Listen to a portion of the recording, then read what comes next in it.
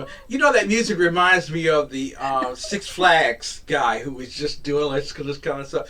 Anyway, ladies and gentlemen, boys and girls, welcome back to the Exceptional Conservative Show live from the nation's capital. I'm your host, the Exceptional One, Ken McClinton. It is a media sensation anytime this young woman's on this channel. She should be hitting the national waves very shortly. Liz Matory with us tonight. She is running in Congressional District number 7, not to be confused with number 2. And that is part of the Baltimore County experience. I don't know how they draw the lines from Baltimore County, where the cows are, all the way down to Howard County. I don't know how that happens, but that is gerrymandered out. She is running for office. She's also the CEO of Liberty Lives Matter, and I'm so glad to have her here tonight. You were explaining to us the fact that you were once a blood-stained Democrat, and basically was daft to the ideas of liberty and freedom. What set you free? God, Jesus, quite frankly. The only way out. Only way out. Seriously. No, in all seriousness, and that is actually serious. I actually was a Democratic organizer in 2014 for the Democratic Party when Anthony Brown was running for governor. So the one that, Larry Hogan was an upset, we were crying, like boohoo tears crying during, it was a horrible loss. It was. And, that was something that, being on the ground, interacting with voters all day, every day, the candidates are one thing, but like the field organizers, the campaign staff, get to see, the individuals, the people, the citizens. And so when I was interacting with folks in Randallstown, for example, that's when I was like, how is Dutch Ruppersberger representing Randallstown? That gerrymandering, and knowing full well that my former party specifically did that to disenfranchise the population of Ireland. And being a graduate from Howard University School of Law, I studied under Mayor Schmuck, Dean Schmuck. We definitely had an appreciation for civil liberties as a Howardite, but to see it play out in real time, I couldn't be a part of injustice. So I left for many different reasons, but number couldn't prescribe to that. And I felt as if some of the issues, like late-term abortion, for example, I was pro-choice before. Now I'm very, very pro-life. But the lines were just pushing further and further. Again, like when it comes to communism, that you think you negotiate with them, but you can't. And I never really thought about the Republican Party. Again, as many Democrats to this day were told not to trust Republicans, but that was our original. So I actually wrote a book about becoming, I named it Born Again Republican, about my journey, about how I had to learn about conservatism. I had to learn about the Republican Party. And I was, pleasantly surprised that I found a home and actually kind of came back home to our original affiliation. Listen, you are going to be taking on a great many challenges in the next few months. I think one of the reasons why the Democrats shut down America is because they were, number one, tired of Donald Trump filling up stadiums around the country, especially in Democrat regions. And then number two, trying to make it more difficult for radicals like yourself in urban communities like Madison Downs and as well Lamar. Forgive me, I just interviewed him the other night and I got his name wrong. Is Mr. Bell down in Virginia's Congressional District 2. See, that's where I got the 2 and the 7 thing. Oh, right. See, there you go. But you all are very okay. There are some people who are Republicans who run for office because they look good. Okay, they don't necessarily have to sound they might great. think that they look good. They might think good. Exactly, but they look like I look like a candidate. But there's Right. some people who have a meticulous manner of expressing principles and doctrines without necessarily being preachy or over commanding. And you Right. three seem to have done a very good job of that, which is why a lot of Democrats don't want to take you on. You will Right. embarrass them. Do you find that to be the case? Well, this is my third go round. So Yeah. when you mentioned, I actually was nominated 2 years ago from congressional district 2. So it's not like it's, a random thing. If anything, it's sort of my way of being an activist, if you will. I Yes. know for a fact that the Maryland Democratic Party is the oldest Democratic Party in existence. So when you're talking about going against Goliath, whatever is bigger than Goliath, that's what we're going against. Yes. So for me, having gone through it, I was like, you have to, I hate to say, the term that I go for is like, you got to go for the jugular. Let's be Yes. honest. There's no way we can really fix the Baltimore or fix the issue of now Montgomery County that's going down the wayside if you Yes. don't get of the party in these Democrat strongholds. The Democratic Party has run Baltimore City ever since his dad was in office. So Yes. that's how old we're talking about. And when you talk about there's reasons why there are more people running this seat that are sort of player because they know that the moment that I get nominated for this seat, all bets Yes. are off. Yeah. Because I am not a Republican. I am my parents are very District of Columbia. They helped build out a university. I'm not Yeah. a random person, but I also am one of the new Republicans and new conservatives that are coming from they came from. Like Elijah and I are both Howard grad, just like Lieutenant Governor Rutherford, Kamala Harris, if you will. So I have those bona fides, but at the same time, I'm one of the few that said, I'm not going that direction. We've got to make better. So with that being said, you cannot sort of suppress truth. Yeah. And that is what the would choose to be in because that's where I'm coming from, from both sides of my family. Now, you are a GOPer in Maryland. A lot of people around the country think, okay, well, that's a local congressional race. Good luck to her, but she's up against Goliath. I wish I could help her. If I could help her, I would.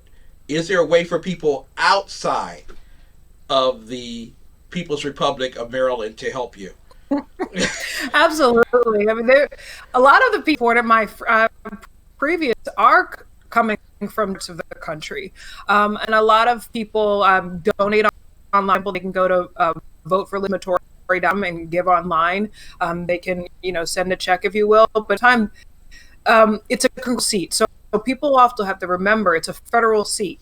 So Yes. all the different horrible votes, like for example, Kwesi and Fume's first vote was for the Snitch Act. I mean, did I say that out loud? Sorry. That But was you know well. what I mean? It's well said. I mean, you guys talk the language of the people. I feel like everybody, like I remember last week, the reason why I'm fired up because now all of a sudden we've been talking as conservatives about the dangers of socialism, right? Yes. But now over the last weeks, citizen is now understanding Americans. There's a visceral, organic response or rejection of this.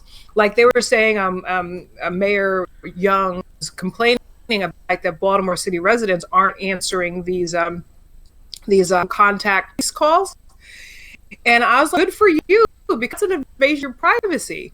Yeah. And even though they don't know that that's the Fourth Amendment to the Constitution, Americans in Baltimore City know that that's not right. And I'm not going to snitch on my neighbor. Like, that's basic stuff. Exactly. Ladies and gentlemen, that is the Fourth Amendment, not to be confused with the Democrats' Common Core Zero Bill of Rights, which they offer during this particular quarantine. There's a lot of things going on in terms of the Bill of Rights, and since you have legal background, I do want to talk with you about those in a few moments, but one of the things I want to talk with you about is Governor Andrew Cuomo. Apparently, Governor Cuomo is interested in becoming president. Oh, well, off the record, I guess. I don't know. Maybe not. Don't tell Larry Hogan that. Well, maybe Larry might endorse him. No, that's just my personal beef. I love our governor. My personal beef. There you go. But in the sense, he is a living hypocrite. In March, he assigned death to nursery centers. Residents. Exactly, throughout New York City by sending diseased individuals back into those nursing homes, and then saying that there is a moral issue with rejecting individuals being returned back. Now, with all of the medical assistance, the financial assistance for the Trump administration, they were building places. There are other places around the city that could have been used and refixed and renovated during that time period to host these individuals. They chose not to. Is this the type of hypocrisy, or do you think it's hypocrisy? And then secondly, is this the type of hypocrisy that causes not only death, but destructions to urban America? Let's see. I think it's more arrogance. I think that's the word that I'd like to use. Unfortunately, I went to school in New York, so I can kind of say this, that New York has a sense of sort of like, we can figure this out, forget about it, you know? Yeah. But what Cuomo did, and even de Blasio did, let's talk about January and February, urging people to still party it up during Chinese New Year. Hey. So they knew that there was something going on. Urged people to take the subways, like the whole city of New York. I mean, that's one of the main reasons I don't live in it anymore. It's not the cleanest place in the first place. Let's be honest. No. And a lot of people have said that de Blasio has made it worse. Yeah. When I went up there in October, for example, some of my friends in the rich part of town, like we had a meeting at Rockefeller, and we like to walk, right? Yeah. So you go and you walk up 100 blocks, and it's no big deal, right? And all throughout that, there's just trash collecting. Yeah. Like the whole city was already in so that's number one. Number two, I think it's really sad state of affairs for anyone in this country, for example, to really treat the elderly that way in the first place. Yeah. I think it's a matter of how our families are sort of separated now. I mean, I know a lot of people have different reasons as to what they can do with their elderly, but that's one of the main reasons why it's me and mom right now. It's like, if we're both going to be like along the shutdown, might as well spend it together versus having her in DC and me in Maryland. We can do that. Not everybody can do that, but we used to be able to take care of our families within our family units. Yes. So it might have catch-20 where our culture sort of, maybe this is a reset where we can come back and support our family structures better. But when it comes to our elected officials, if they didn't do it on purpose to kill off people to make sure that the death toll go larger, it was again arrogance to think that, let's just send the old people somewhere and you can deal with it. Exactly. That's what I think is really sad. Governor DeSantis has come under great rebuke over the past few months for not being as hostile in the implementation of a quarantine.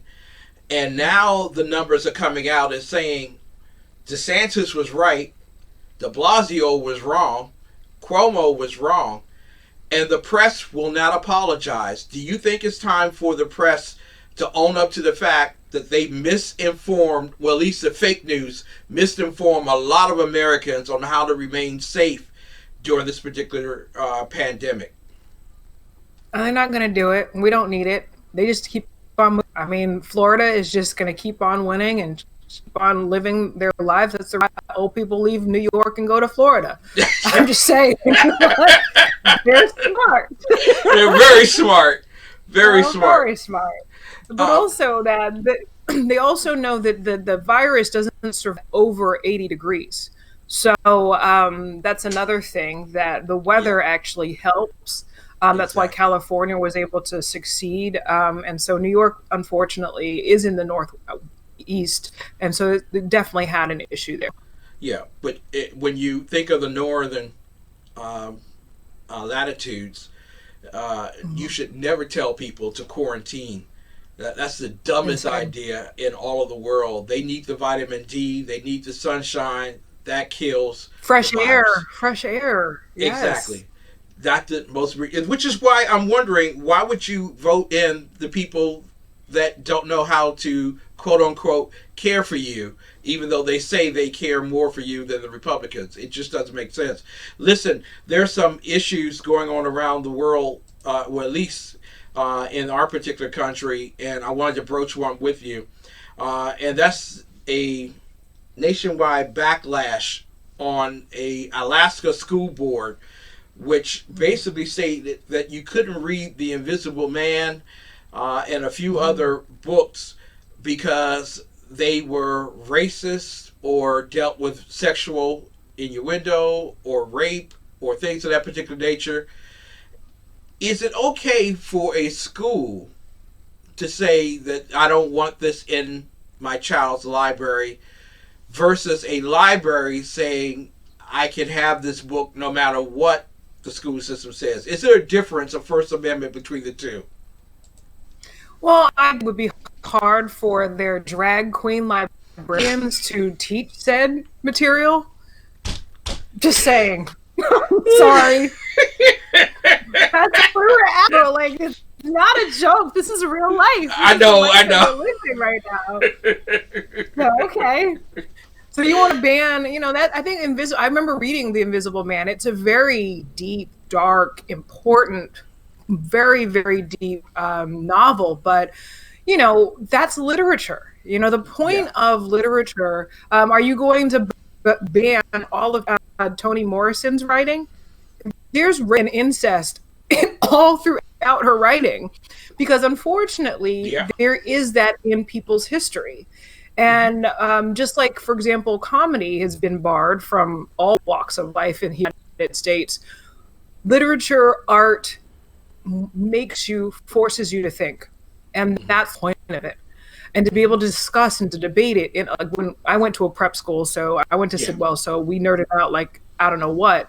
We would discuss these issues around the circle, right? And you fought through them. And then you also were encouraged to write your own stories. Yeah. And so my concern is that here we are thinking that this could be happening to these children as we speak.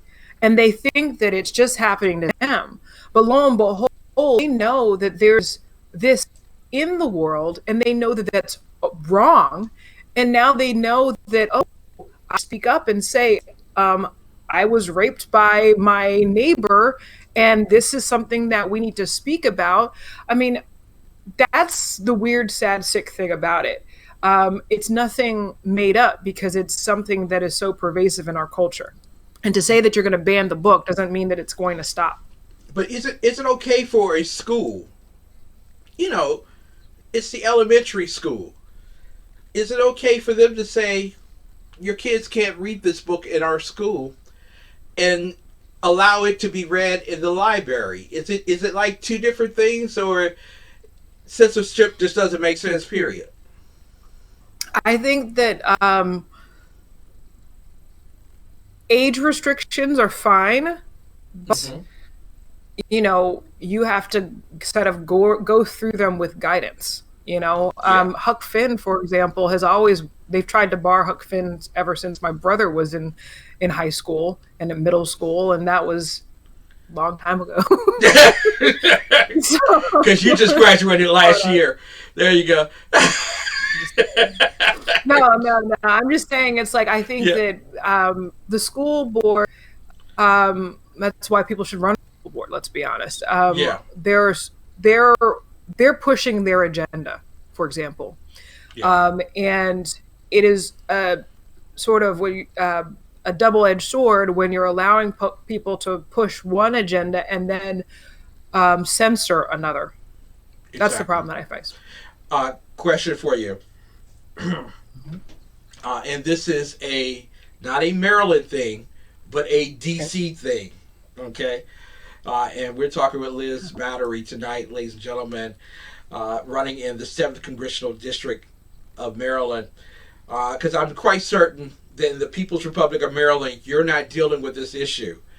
The parents are now being asked to educate the children because the schools want to shut down and do online distance learning, which is completely different from homeschooling. So, number one, shouldn't parents be reimbursed for educating their children? And then number two, is this all silly in terms of shutting down the schools for the course or the concern regarding the safety of the children? Um, yes and yes. I believe that it's going to be this generation's saving grace. Mm-hmm. Quite frankly, as we had mentioned before, I guess over the last 40 years, there's been amazing amounts of indoctrination with public Yes. schools. That's why socialism is accepted by people younger than me, because they learned it in school. And so they're going to say, teach your children. I was like, all right, teach your children because they're ours, right? Yeah. They're actually, this is going to backfire on them because we're now being able to unify our families. People are able to focus on helping their children learn and then watching what they learn. If there are certain lesson plans that they don't agree with, then they're seeing it real time versus, oh, you find out months later and you can't unprogram that out of your child's head. So Exactly. at the end of the day, if this is the decision that they want to make, what's going to happen is that it's going to backfire. They're going to lose dues pay. For example, what happens to the teachers? Do Mm-hmm. they lose jobs? And if they do lose jobs, I think there needs to be a place where they can find themselves, like a landing space. Like if we're going to do that, have community-based schools, going Mm-hmm. back to it, having a lot of these teach where they are, teach around their families, and maybe have like neighborhood schools. Back in the day, we had them; they worked, and we Mm-hmm. might have to go back to that, and that's Exactly. wonderful for our kids. Exactly. But the one common denominator in all of this is the parent. And the state is saying that this uncertified, undocumented teacher qualifies to teach the children. And I've, from personal witness, I've seen this happen. I've noticed that the mandatory attendance requirement has been thrown Oh, out the right. Yeah. window. Right. In Right. addition Right. to that, the mandatory scoring requirement has been thrown out the window. Literally, children are passing merely because they've been enrolled. Is this something that Congress needs to look at through the Department of Education?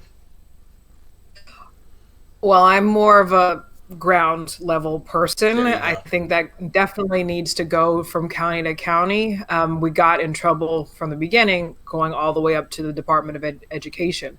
Are there sort of different on ramps when it comes to education? Absolutely. Are parents going to be, they have a different entry point, unfortunately.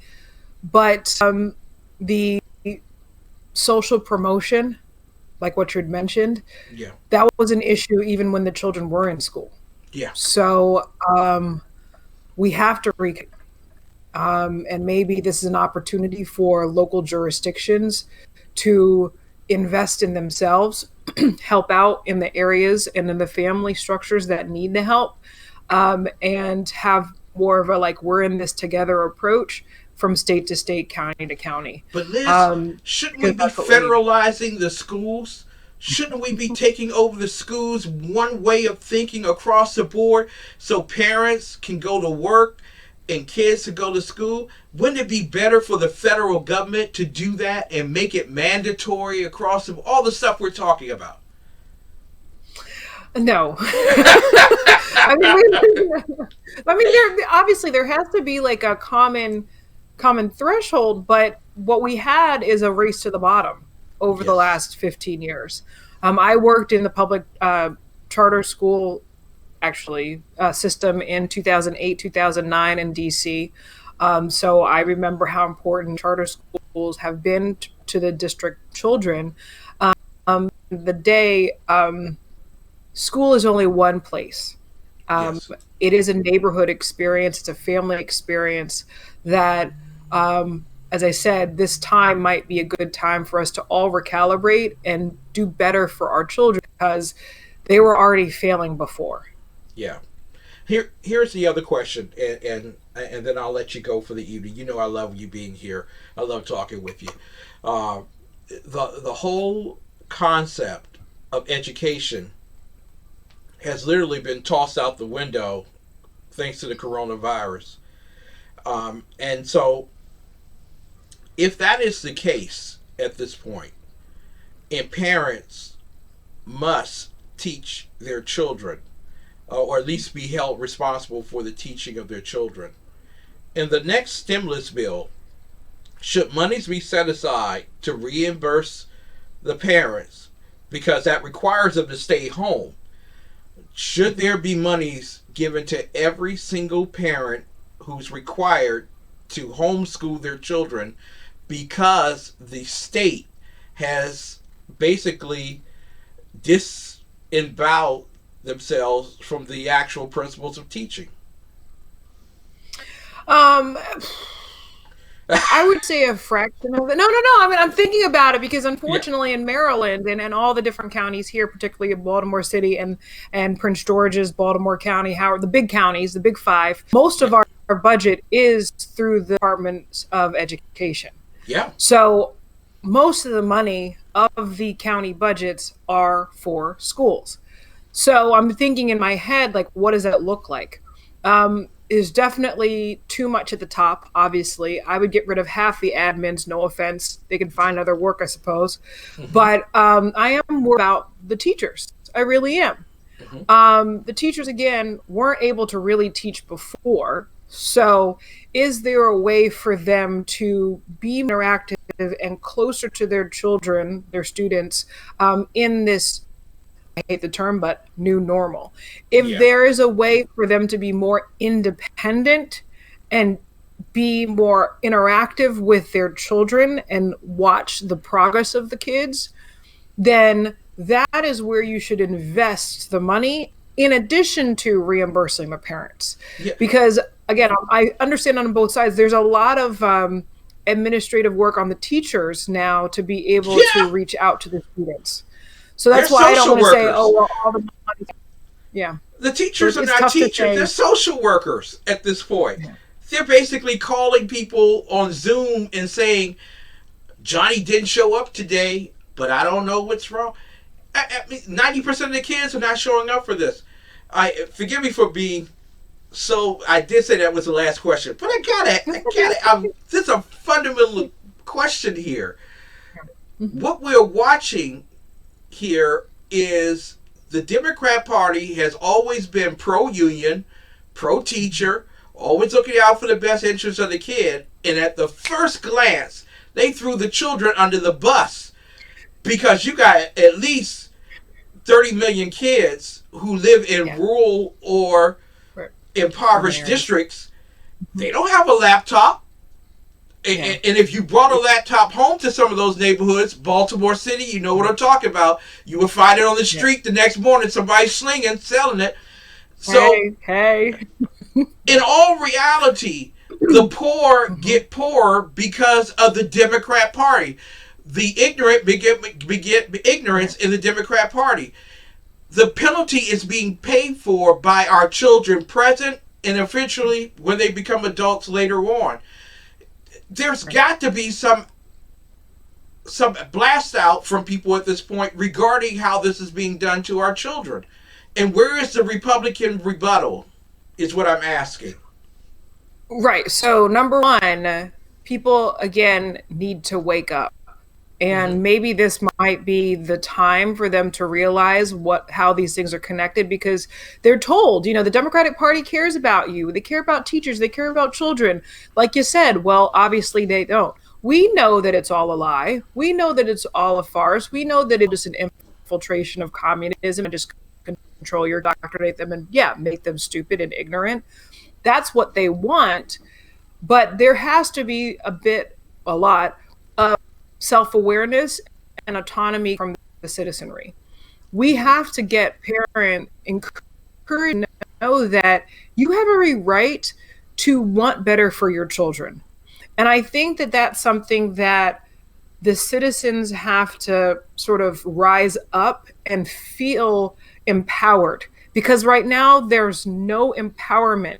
Our frustration on all sides, again, whether it's the school systems, small businesses not opening, all this shutdown, is that not enough citizens realize that we need to demand this from our government. They work for us. All these teachers, all these whatever, and admin, elected or otherwise, they were us.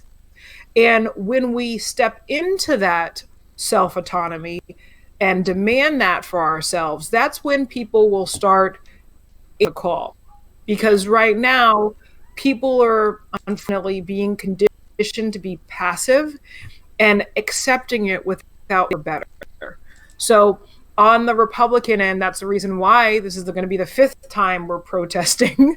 We're going to protest tomorrow in Towson because it's shut down here in Baltimore County. This is the fifth, maybe sixth protest that I had. We had church last week. 3 times I've gone to church this week and gotten arrested for doing it. This sort of stuff, I'm like, this is where we are now.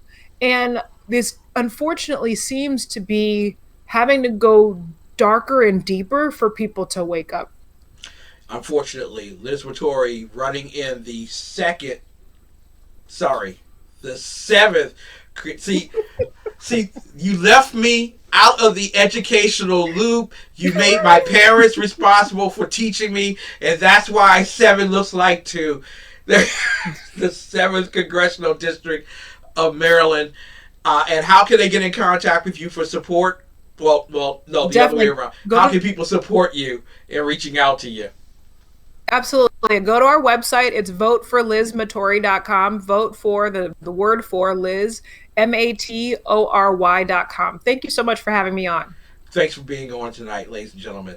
Liz Matory with us tonight. Ladies and gentlemen, people always ask, why at 10 o'clock do you stop? You're on a roll, especially talking with Liz. Why are you going to stop?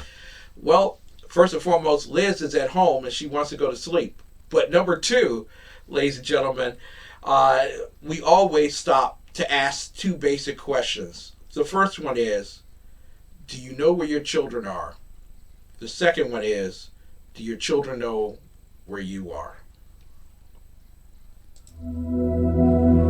It's 10 p.m. Do you know where your children are?